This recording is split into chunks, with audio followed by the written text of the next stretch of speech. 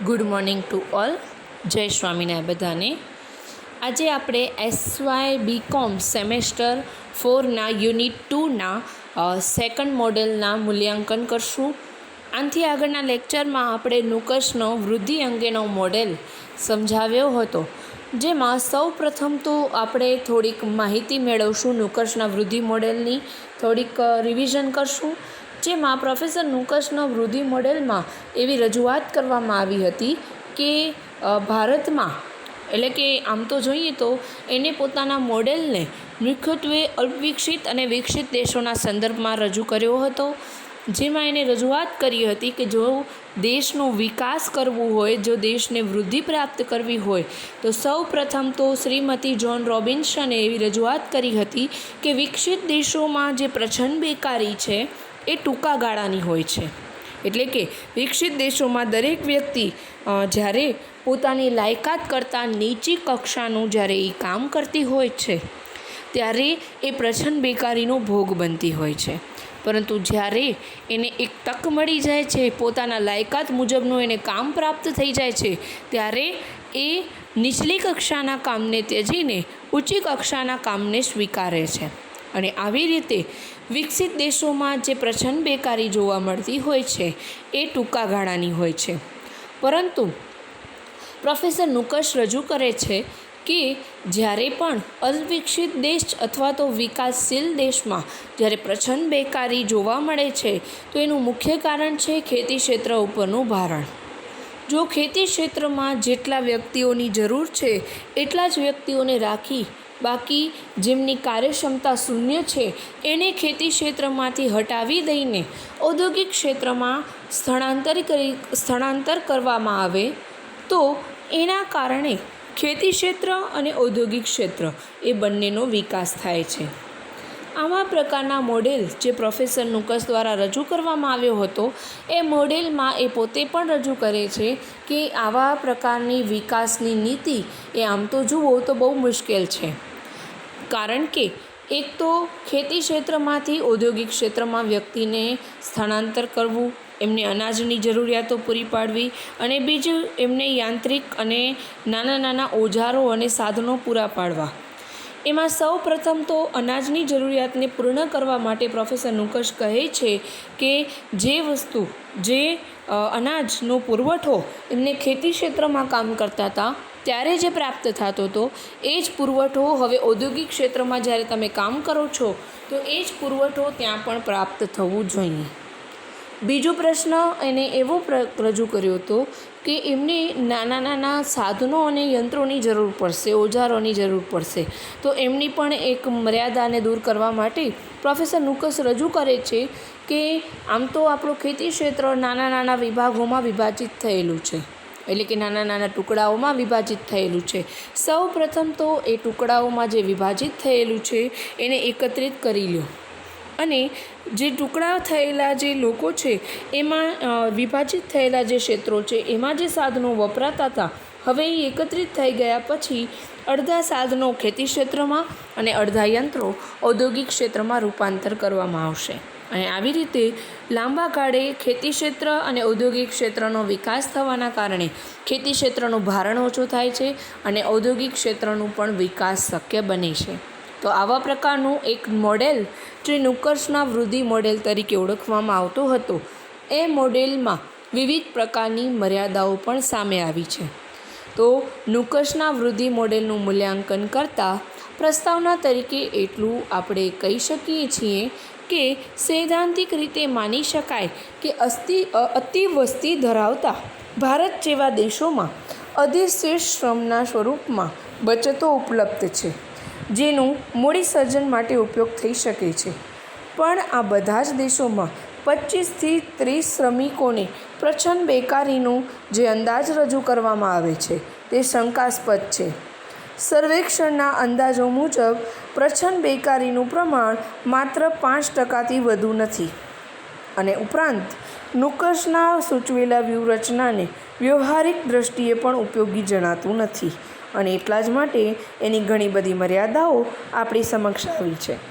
ટૂંકમાં પ્રસ્તાવનામાં એટલું જ કીધું છે કે ભારત જેવા દેશમાં અધિશેષ શ્રમને બચતનો ઉપયોગ કરી અને દેશનો વિકાસ કરવો જોઈએ, મૂડી સર્જનમાં એનું રૂપાંતર કરવો જોઈએ. પરંતુ વાસ્તવમાં નુકસના વૃદ્ધિ મોડેલમાં રજૂ કરવામાં આવ્યું છે કે 25 થી 30% પ્રચ્છન્ન બેકારી છે, પરંતુ સર્વેક્ષણના જણાવ્યા મુજબ માત્ર 5%થી પણ ઓછી પ્રચ્છન્ન બેકારીનું પ્રકારો જોવા મળતા હોય છે. તો એટલા માટે આમ તો આ સિદ્ધાંત બહુ ઉપયોગી જણાતું નથી અને સાથે સાથે એની ઘણી બધી મર્યાદાઓ છે. તો એ પ્રથમ મર્યાદા છે કે પ્રચ્છન્ન બેકારી ક્યાં અને કેટલા પ્રમાણમાં છે એને આપણે ચોકસાઈપૂર્વક જાણી શકાતું નથી. કૌટુંબિક ધોરણે થતી ખેત પ્રવૃત્તિઓમાં કઈ વ્યક્તિઓની સેવા જરૂરી છે અને કઈ વ્યક્તિની સેવા બિનજરૂરી છે એ જાણવું શક્ય નથી. ઉપરાંત ખેતી મૂળભૂત રીતે એક પ્રવૃત્તિ છે જેમાં આખો વર્ષ 1% શ્રમ પુરવઠાની જરૂર પડતી નથી. ક્યારેક શ્રમની જરૂરિયાત પુષ્કળ હોય છે, એટલે કે વાવણી અને લણણીના સમયમાં, અને ક્યારેક શ્રમની જરૂરિયાતો ઘટી જાય છે, એટલે કે લણણીના પછીના સમયમાં. આનો અર્થ એ થાય છે કે જે વ્યક્તિઓ પ્રચ્છન્ન રીતે બેકાર મનાય છે તેમની બેકારીનું સમય પૂર્તિ, એટલે કે અમુક જ્યારે ખેત પ્રવૃત્તિ પૂરી થઈ જાય છે એના પછી જ બેકારીનો પ્રશ્ન ઊભો થાય છે, અને એ પણ કહેવું મુશ્કેલ છે. અને આવી રીતે સૌપ્રથમ પહેલી મર્યાદા એ છે કે તમે પ્રચ્છન્ન બેકારી ક્યાં છે, કેટલા પ્રમાણમાં છે, અને એને આપણે માપન કરી શકતા નથી ચોકસાઈપૂર્વક. અને જ્યારે એક કુટુંબમાં દરેક વ્યક્તિ કામ કરતા હોય છે ત્યારે કયા વ્યક્તિનું કામ જરૂરી છે અને કયા વ્યક્તિનું કામ જરૂરી નથી એને જોઈને જાણી શકાતો નથી. સાથે સાથે પ્રચ્છન્ન બેકારી એ અમુક સમય પૂરતી જ હોય છે, એટલે કે ઉદાહરણ તરીકે ખેત પ્રવૃત્તિ, એટલે કે જ્યારે પાકનો સમય પૂરો થઈ જાય છે એના પછી જ પ્રચ્છન્ન બેકારી જોવા મળતી હોય છે. એના પહેલાં પ્રચ્છન્ન બેકારી જોવા મળતી નથી. તો આ એની પહેલી મર્યાદા હતી. બીજી મર્યાદા એ છે કે વ્યવસ્થા તંત્ર સંબંધી છે. અધિશ્રમનો મોટા પાયા પર ઉપયોગ કરવાનો કામ સહેલો નથી. પ્રથમ તો બિનજરૂરી શ્રમિકો દૂર સુદૂર વિખરાયેલા છે અને એમની સેવાઓ નિયમિત રીતે અને ખાતરીપૂર્વક ઉપલબ્ધ નથી, એટલે કે એમને એકત્રિત કરવાનું કામ, એને મૂડી પ્રોજેક્ટના સર્જનમાં શિસ્તબદ્ધ રીતે એક વ્યવસ્થિત જૂથના સભ્ય તરીકે કામ કરાવવું એનો અનુભવ નથી અને જ્ઞાન પણ હોતું નથી. તેઓ ઔદ્યોગિક વાતાવરણથી ટેવાયેલા નથી. આ શ્રમિકોને અનાજનો પુરવઠો મળી રહે એ માટે ખેતી ક્ષેત્ર પર વિવિધ પ્રકારના કરવેરા નાખવા પડશે, જેથી જમીનદારો અને ખેડૂતોની ખરીદ શક્તિ ઘટે અને ખરીદ શક્તિ ઘટવાના કારણે અનાજનો પુરવઠો ફાજલ પડવાની તેમની ફરજ પડે. મતલબ કે એક ચોક્કસ નાણાકીય નીતિ તૈયાર કરીને અમલમાં મૂકવી પડશે. શક્ય છે કે જમીનદારો કે ખેડૂતો તરફથી નવા કરવેરા જબરદસ્ત વિરોધ થાય. વ્યવસ્થા તંત્ર અંગે વધુ એક મુદ્દો આવે કે જેમાં ખેતી ક્ષેત્રમાંથી વધારાના શ્રમિકોને હટાવી લેવામાં આવે તો એ પછી ત્યાં બાકી રહેતા શ્રમિકોને વધુ કામ કરવું પડશે અને નવેસરથી ખેત પ્રવૃત્તિઓ ગોઠવવી પડશે, અને જેથી ઉત્પાદન પદ્ધતિ સ્થિર હોવા છતાં કુલ ઉત્પાદનમાં ઘટાડો ન થાય.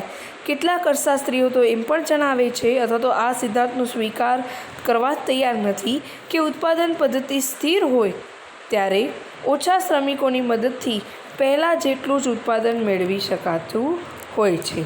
ટૂંકમાં આખા જે સિદ્ધાંત છે એમાં વ્યવસ્થા તંત્રનું મુખ્ય પ્રશ્ન છે, જેમાં સૌપ્રથમ વ્યવસ્થા એ કરવી પડે છે કે ખેતી ક્ષેત્રમાંથી જ્યારે ઔદ્યોગિક ક્ષેત્રમાં તમે શ્રમિકોને નાખો છો તો સૌથી પહેલાં તો એને તાલીમ આપવી પડશે, શિક્ષણ આપવું પડશે, એને ઔદ્યોગિક વાતાવરણથી અનુભવ કરાવવા પડશે, એને પરિચિત કરાવવા પડશે, એને તાલીમો આપવી પડશે.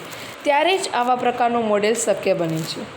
સાથે સાથે ખેતી ક્ષેત્રમાંથી ઔદ્યોગિક ક્ષેત્રોમાં શ્રમિકોને નાખવા, એમના પાસે કામ કરાવવું, સાથે સાથે ખેતી ક્ષેત્રમાં જેટલા પણ શ્રમિકો ઘટ્યા છે એમને પહેલાં કરતાં વધુ કામ કરાવવાની ટેવ પાડવી, આ બધું જ વ્યવસ્થા કરવી એ એક વ્યક્તિ અથવા તો એક સામાન્ય દેશ માટે એ શક્ય બનતું નથી.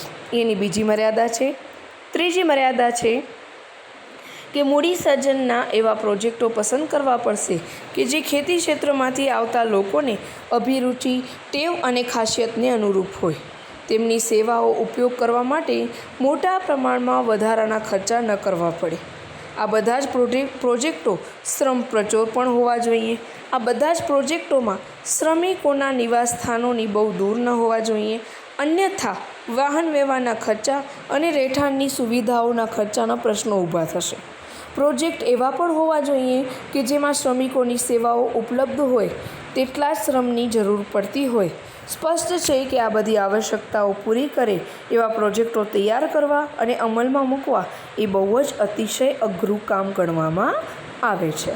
આપણે ખ્યાલ છે કે અત્યારે ખેતી ક્ષેત્રમાંથી તરત જ તમે ઔદ્યોગિક ક્ષેત્રમાં જ્યારે શ્રમિકોને સ્થળાંતરિત કરો છો તો એના ટેવો મુજબ, એની ખાસિયતો મુજબ અત્યારે ઉદ્યોગો ઊભા કરવા, એમાં મૂડી પ્રચોરના સ્થાને શ્રમ પ્રચોર ઉદ્યોગો ઊભા કરવા, નવા પ્રોજેક્ટો ઊભા કરવા, પ્રોજેક્ટ એમના સ્થાનેથી નજીકમાં ઊભું કરવું, એના રહેવાની વ્યવસ્થા, આ વિવિધ પ્રકારના ખર્ચાઓ કરતી સરકાર પણ ઉપલબ્ધ હોવી જરૂરી છે.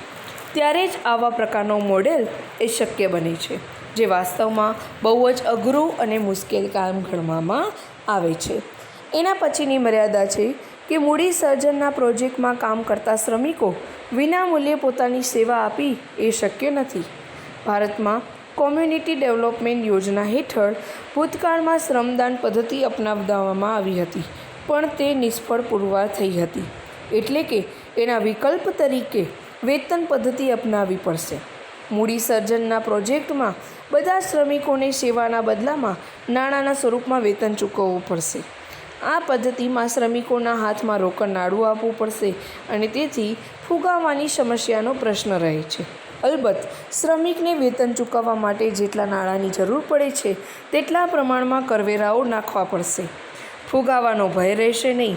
એક વિકલ્પ એવું પણ છે કે શ્રમિકોએ સેવાના બદલામાં તેમણે સર્જેલા મૂડી સાધનો પર માલિકી હક આપવામાં આવે, પણ આ વિકલ્પ શ્રમિકો સ્વીકારવા તૈયાર થતા એવી શક્યતાઓ કેવી છે? બહુ ઓછી છે. ટૂંકમાં ચોથા પ્રકારની મર્યાદા એ છે કે આવા પ્રકારનો જ્યારે આપણે પ્રોજેક્ટો ઊભા કરીએ છીએ ત્યારે નાણાંના સર્જનની શક્યતાઓ ઊભી થાય છે. સાથે સાથે શ્રમિકો સેવા આપવા તૈયાર હોતા નથી. શ્રમિકોને વેતન ચૂકવવું પડે છે અને એટલા પ્રમાણમાં આપણા અર્થતંત્રમાં ફુગાવો થવાની શક્યતાઓ પણ ઊભી થાય છે. એ પણ એક જાતની મર્યાદા ગણવામાં આવે છે. એના પછીની મર્યાદા છે કે અલ્પવિકસિત દેશોમાં ઔદ્યોગિક વિકાસ માટે સ્થિર મૂડીની જરૂર પડે છે. અશિક્ષિત અને તાલીમ વિહોણા શ્રમિકો ખોટા પાયે સ્થિર મૂડીનું સર્જન કરવાની ક્ષમતા ધરાવતા નથી. પ્લાન્ટ અને યંત્રોનું ઉત્પાદન કરી શકે એવા વિશાળકાય યંત્રોનું સર્જન જંગી મૂડીરોકાણ માંગે છે. એટલું જ નહીં, ટૂંકા ગાળામાં આવા પ્રોજેક્ટો શક્ય હોતા નથી. આધુનિક કક્ષાના ભારે મૂડી સાધનોના ઉત્પાદન કરતા પાયાના ઉદ્યોગો વિના ઔદ્યોગિકરણ સિદ્ધ કરી શકાતું નથી. પાંચમી મર્યાદા એ છે કે અત્યારે સ્થિર મૂડીનું સર્જન કરવું, અશિક્ષિત અને તાલીમ વિહોણા જે શ્રમિકો છે એને ઉદ્યોગમાં નાખવા, એમને વિશાળકાય ઉદ્યોગની રચના કરવા માટે નાણાંની જરૂરિયાત ઊભી થાય છે. સાથે સાથે નાણાંની જરૂરિયાત તો હોવા છતાં ટૂંકા ગાળામાં આવા પ્રોજેક્ટો ક્યારેય શક્ય બનતા નથી. તો એ પણ એની શું બનશે? મર્યાદા બનશે. એના પછીની છઠ્ઠી મર્યાદા છે નુકર્ષના વૃદ્ધિના મોડેલમાં વસ્તી વૃદ્ધિની અસરોને ધ્યાનમાં લીધી નથી. ઝડપી વસ્તી વૃદ્ધિ બે રીતે મૂડી સર્જનને મુશ્કેલ બનાવે છે. એક તો વસ્તી વૃદ્ધિની સાથે પ્રચંડ બેકારી વધે છે. ઉત્પાદનમાં ફાળો આપ્યા વિના વપરાશ કરતા શ્રમિકોની સંખ્યા વધતી જાય છે. વસ્તી વૃદ્ધિની સાથે શ્રમિકોની સંખ્યામાં વૃદ્ધિ થાય છે, પણ બધા જ વધારાના શ્રમિકોને મૂડી સર્જનના પ્રોજેક્ટમાં કામ આપી શકાતું નથી. ટૂંકમાં નુકર્ષના વૃદ્ધિ મોડેલમાં વસ્તી વૃદ્ધિની અસરો એટલે કે વસ્તીને ધ્યાનમાં લેવામાં આવી નથી. એ એની છઠ્ઠી મર્યાદા છે. એના પછી સૌથી છેલ્લી મર્યાદા કે નુકર્ષે સૂચવેલી વ્યૂહરચના એ માત્ર સરમુખતાઈ રાજ્ય વ્યવસ્થા હેઠળ અમલમાં મુકાઈ છે. લોકશાહી દેશો માટે આવા પ્રકારનો પ્રોજેક્ટ ઊભા કરવું એ અવ્યવહારુ અને અનુપયોગી છે. મૂડી સર્જનના કાર્યક્રમોમાં સામ્યવાદી દેશમાં ચીનમાં સફળતા મળી છે. ત્યાં મૂડી વિષયક પ્રોજેક્ટોમાં જોડવાની ફરજ પાડવામાં આવી છે અને એના સેવાના બદલામાં માત્ર એમને અનાજ આપવામાં આવે છે અને એના જીવન ટકાવવા માટે આવશ્યક છે. આખરે નુકર્ષ પણ આ હકીકતને સ્વીકાર કરવું પડ્યું કે તેમણે એકવાર કહ્યું હતું કે જોર જુલમ વિના આ કાર્યક્રમ અમલમાં મૂકવું એ અશક્ય છે. એટલે ટૂંકમાં આપણા સરમુખતાઈ વ્યવસ્થામાં અને મૂડીપ્રધાન વ્યવસ્થામાં આવા પ્રકારના પ્રોજેક્ટોને અમલમાં મૂકવું, આવા પ્રકારના મૂડીરોકાણ કરવું એ અત્યારે કોઈપણ સરકાર માટે શક્ય હોતું નથી. અને નિષ્કર્ષ પણ કહે છે કે આવા પ્રકારનો મોડેલ રજૂ કરવો અને એનો અમલ કરવું એ વાસ્તવમાં એક લોઢાના ચણા ચાવવા જેવું જ કામ ગણવામાં આવે છે.